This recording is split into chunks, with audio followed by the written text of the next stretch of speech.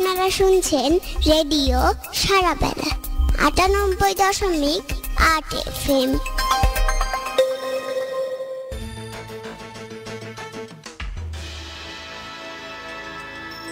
আজ বুধবার 17 অগ্রহায়ণ 1427 বঙ্গাব্দ, 2 ডিসেম্বর 2020 খ্রিস্টাব্দ এবং 16 রবিউল সানি 1443 খ্রিস্টে। শুনছেন রেডিও সারাবেলা 98.8 FM। সারাবেলার সন্ধ্যার সংবাদে সকলকে স্বাগত জানাচ্ছি আমি মাহফুজ ফারুক। শুরুতেই জানিয়ে দিচ্ছি এসকেএস হাসপাতাল প্রধান শিরোনাম। রংপুর চিনিকল সহ 6টি চিনিকলে আখ মারাই বন্ধ রাখার প্রতিবাদে মহিমাগঞ্জে বিক্ষোভ, টায়ার জ্বালিয়ে সড়ক অবরোধ। মুজিব শতবর্ষের স্মারক ভাস্কর্য ভাঙার প্রতিবাদে দাঁড়িয়েপুরে অনুষ্ঠিত হয়েছে প্রতিবাদী সাংস্কৃতিক অনুষ্ঠান। ফুলছড়িতে অটো রিকশা চালক জুয়েল হত্যাকারীদের দ্রুত গ্রেফতার ও শাস্তির দাবিতে মানববন্ধন কর্মসূচি পালন। গাইবান্ধায় একদিনের ব্যবধানে নতুন করে একজন করোনা আক্রান্ত শনাক্ত, দেশে শনাক্ত আরো 38 জনের মৃত্যু, নতুন শনাক্ত 2198 জন। এবং প্রথম বাংলাদেশি ব্যাটসম্যান হিসেবে টি-20তে 6 হাজারি ক্লাবে তামিম ইকবাল। আগামী 4 ডিসেম্বর বিশ্বকাপ প্রাক-বাছাইয়ের ম্যাচে মাঠে নামবে বাংলাদেশ ও কাতার।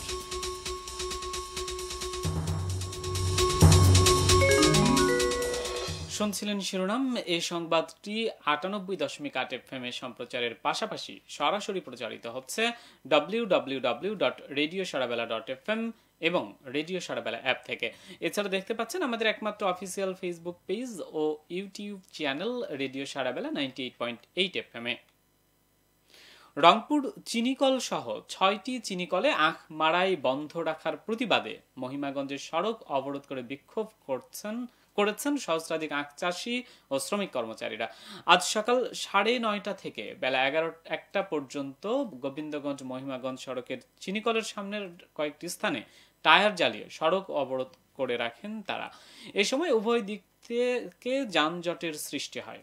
খবর পেয়ে গোবিন্দগঞ্জ থানার একদল পুলিশ এসে অবরোধ তুলে নেওয়ার জন্য অনুরোধ করলেও তা অগ্রাহ্য করে অবরোধ চালিয়ে যান বিক্ষোভধারা। এ সময় বক্তব্য রাখেন রংপুর চিনিকল শ্রমিক কর্মচারী ইউনিয়নের সভাপতি আবু সুফিয়ান সুজা, সাধারণ সম্পাদক মোস্তাফিজুর রহমান দুলাল এবং সহ সাধারণ সম্পাদক ফারুক হোসেন ফটু সহ আরো অনেকে। এ সময় অবিলম্বে মিল বন্ধের সিদ্ধান্ত বাতিল করে শ্রমিক কর্মকর্তা ও কর্মচারীদের 5 মাসের বকেয়া বেতন ভাতা পরিশোধ করে মিল চালুর দাবি জানান বক্তারা। আগামীকাল বাংলাদেশ চিনি শিল্প কর্পোরেশন শ্রমিক কর্মচারী ফেডারেশন এবং বাংলাদেশ চিনিকল আখচাষী ফেডারেশনের যৌথ সভা থেকে পরবর্তী কর্মসূচি ঘোষণা করা হবে বলে জানানো হয়েছে। জাতির পিতা বঙ্গবন্ধু শেখ মুজিবুর রহমানের মুজিব শতবর্ষের স্মারক ভাস্কর্য ভাঙার হুমকির প্রতিবাদে গাইবান্ধার দাঁড়িয়াপুরে প্রতিবাদী সাংস্কৃতিক অনুষ্ঠান অনুষ্ঠিত হয়েছে। মঙ্গলবার সন্ধ্যায় এই অনুষ্ঠানের আয়োজন করে সারথী থিয়েটার।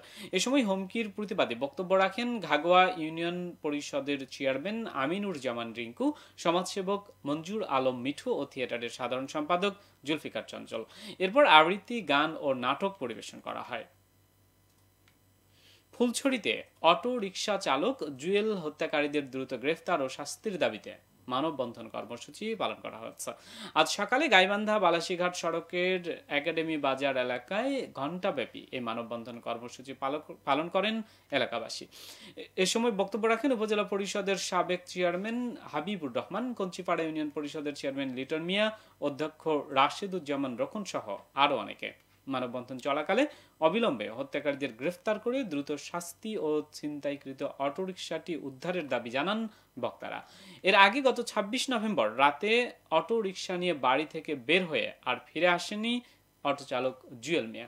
পরের দিন গাইবান্ধা সদর উপজেলার বাদিয়াখালী তালুক জামিরা সড়কের চক বড়ুল এলাকায় শৌলতাড়ি ব্রিজের নিচ থেকে অজ্ঞাত এক যুবকের মরদেহ উদ্ধার করে পুলিশ। এদিন থানায় এসে জুয়েলের মরদেহ শনাক্ত করে তার পরিবার।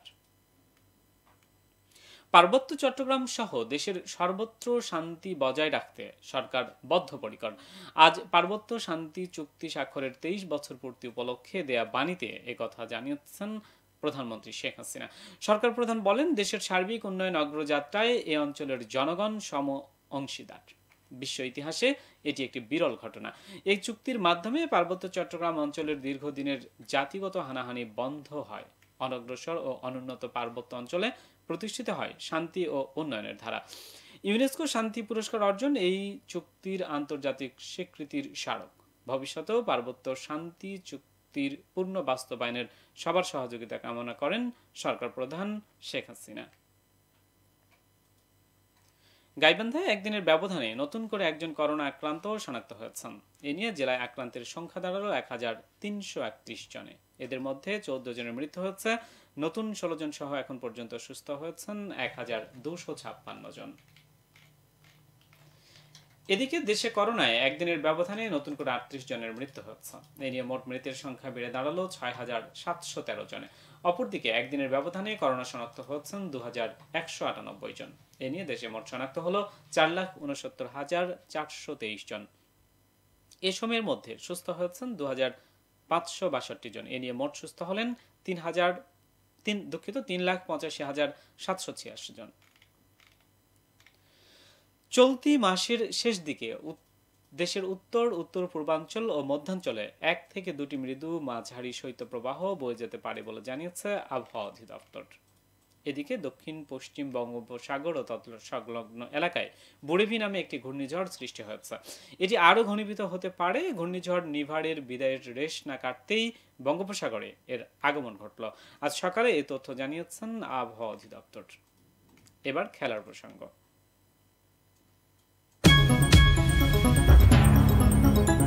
প্রথম বাংলাদেশি ব্যাটসম্যান হিসেবে টি-20 ক্রিকেটে 6000 রানের মাইল ফলক স্পর্শ করেছেন তামিম ইকবাল। আজ বঙ্গবন্ধু টি-20 কাপে নিজেদের চতুর্থ ম্যাচ খেলতে নেমে এই মাইল ফলক স্পর্শ করেন বরিশাল ফরচুনের এই ওপেনার। 6000 ক্লাবে জায়গা করে নিতে তামিমের দরকার ছিল মাত্র 27 রান। বেক্সিমকো ঢাকার বিপক্ষে ওপেনিংয়ে ব্যাট করতে নেমে ইনিংসের 11তম ওভারের 5ম বলে নাসুম আহমেদের বলে ছক্কা মেরে মাইল ফলক পাড়ি দেন বরিশালের অধিনায়ক। এর আগে গত 28 নভেম্বর তামিম ইকবালের পর দ্বিতীয় বাংলাদেশি হিসেবে টি-20তে 5000 রানের মাইল ফলক স্পর্শ করেছিলেন সাকিব আল হাসান। এদিকে বিশ্বকাপ প্রাক বাছাইয়ের ম্যাচে কাতারের মুখোমুখি হতে যাচ্ছে বাংলাদেশ। আগামী 4 ডিসেম্বর মাঠে গড়াবে দু দলের ম্যাচটি। দোহার দুহাইল আবদুল্লাহ বিন খলিফা স্টেডিয়ামে স্থানীয় সময় সন্ধ্যা 7টায় মুখোমুখি হবে বাংলাদেশ ও কাতার। তবে এই ম্যাচে থাকছে দর্শক প্রবেশের নিয়ন্ত্রণ।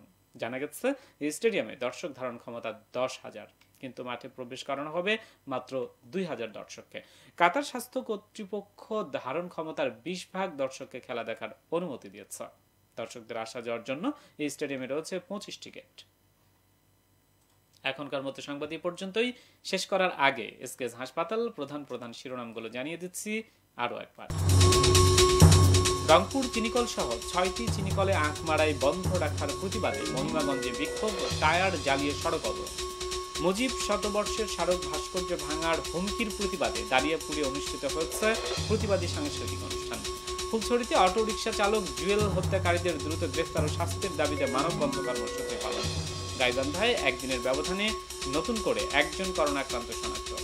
দেশে আরো 38 জনের মৃত্যু, নতুন শনাক্ত 2198 জন। এবং প্রথম বাংলাদেশি ব্যাটসম্যান হিসেবে টি-20তে 6000 ক্লাবে তামিম ইকবাল। আগামী 4 ডিসেম্বর বিশ্বকাপ প্রাক বাছাইয়ের ম্যাচে মাঠে নামবে বাংলাদেশ ও কাতার। এতক্ষণ সাথে থাকার জন্য সকলকে ধন্যবাদ। রেডিও সারাবেলায় সম্প্রচারের জন্য আপনার এলাকার যে কোনো সংবাদযোগ্য তথ্য জানান আমাদের এই ইমেইলে newssarabela@gmail.com। বিশ্বের যে কোনো প্রান্ত থেকে রেডিও সারাবেলা শুনতে ভিজিট করুন www.radiosarabela.fm।